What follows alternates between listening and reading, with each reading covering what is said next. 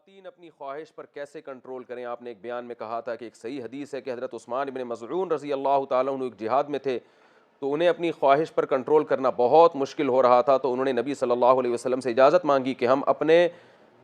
آپ کو نامرد بنا لیں، لیکن آپ صلی اللہ علیہ وسلم نے انہیں منع کیا اور فرمایا نکاح کرو۔ لیکن اگر کوئی ایسا مسئلہ عورت کے ساتھ ہو تو وہ اپنے نفس پہ کیسے کنٹرول کرے گی؟ کیا اس کے لیے دوسرا نکاح کرنا جائز ہوگا؟ یہ خاتون نے پوچھا ہے کشمیر سے۔ دیکھیں، دوسرا نکاح تو جائز نہیں ہے، نکاح تو عورت کے لیے ایک ہی جائز ہے، ایک مرد کے ہوتے ہوئے دوسرا نکاح نہیں کر سکتی۔ تو عورت کے لیے بھی یہی حکم ہے، کنواری لڑکی اگر خواہش پہ کنٹرول نہیں ہو رہا اس پر بھی نکاح واجب ہے، کوئی نکاح کا پیغام بھیجے تو فوراً نکاح کرے وہ۔ اور اگر شادی کے باوجود اس کی تسکین نہیں ہو رہی ہے، جیسے شوہر ایک سال ڈیڑھ سال کے لیے سفر پہ چلے جاتے ہیں بعض دفعہ، تو پھر شریعت میں مسئلہ یہ ہے کہ شوہر بیوی سے 4 مہینے سے زیادہ دور اس کی مرضی کے بغیر نہیں رہ سکتا، تو عورت کو چاہیے بات اپنے شوہر کے ساتھ شیئر کرے، اور اگر وہ پھر بھی دور رہتا ہے ایک سال، پھر عورت کے لیے اس بیس پر اس سے طلاق مانگنا یہ شرعاً جائز ہے، تاکہ اس سے طلاق لے کے پھر وہ کہیں اور نکاح کرے۔ تو خلاصہ کلام کا یہ نکلا کہ جو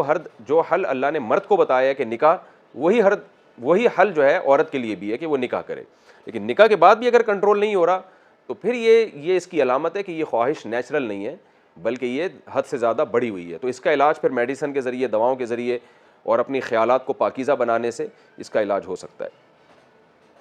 وفات پر انشورنس کے اماؤنٹ میں سے کتنی رقم حلال ہوگی؟ میرے ابو کا 54 سال کی عمر میں انتقال ہوا تھا، اس وقت پاکستان میں ریٹائرمنٹ کی عمر 60 سال تھی، وہ جس کمپنی میں جاب کرتے تھے وہاں انشورنس لازم تھی، ان کے انتقال پر انشورنس کا جو اماؤنٹ ملا تھا اس میں سے کتنا حصہ میرے لیے حلال ہو سکتا ہے، جبکہ کمپنی نہ بتائے کہ ابو کی انشورنس پالیسی میں کتنی کنٹریبیوشن تھی؟ ساجدہ صاحبہ کراچی سے۔ دیکھیں، آپ کے والد صاحب کی تنخواہ میں سے جتنے پیسے انشورنس کے کٹے تھے اتنی رقم حلال ہے، پروفٹ حلال نہیں ہے۔ تو اب کتنے پیسے کٹے تھے یہ تو آپ نے ہی اندازہ لگانا ہے، یہ پتہ چل جاتا ہے، انشورنس کمپنی سے پوچھیں کہ ہر مہینے کتنی رقم، کتنی قسطیں کٹا کرتی تھی، تو انشورنس کمپنی بتا دے گی۔ تو اچھا، یہ بھی ذہن میں رکھیں کہ اگر ڈائریکٹ آپ کی ڈیلنگ انشورنس کمپنی سے ہو رہی ہے پھر تو آپ نے یہ دیکھنا ہے کہ آپ کے والد نے کتنی قسطیں انشورنس کمپنی کو دی ہیں، وہ ساری آپ کے لیے حلال ہیں، جو اضافہ ہے وہ آپ انشورنس کمپنی سے لے کے ثواب کی نیت کے بغیر صدقہ کر دیں۔ لیکن اگر آپ کا ڈائریکٹ انشورنس کمپنی سے آپ کی ڈیلنگ نہیں تھی بلکہ آپ کے والد صاحب جس کمپنی میں جاب کرتے تھے وہ کمپنی آپ کے والد کو، یعنی والد کے ورثہ کو پیسے دے رہی ہے، اور وہ کمپنی انشورنس کمپنی سے اس کی ڈیلنگ ہے، یعنی آپ کے براہ راست انشورنس کمپنی میں انوالومنٹ نہیں ہے آپ کی، تو پھر آپ کے لیے وہ سارا پروفٹ حلال ہے، اس لیے کہ یہ سمجھا جائے گا کہ یہ پروفٹ آپ کو انشورنس کمپنی نہیں دے رہی بلکہ آپ کی والد صاحب والی کمپنی آپ کو یہ پروفٹ دے رہی ہے، اور وہ اس کی طرف سے ایک انعام ہے۔ تو لیکن عام طور پر ہوتا ایسا ہی ہے کہ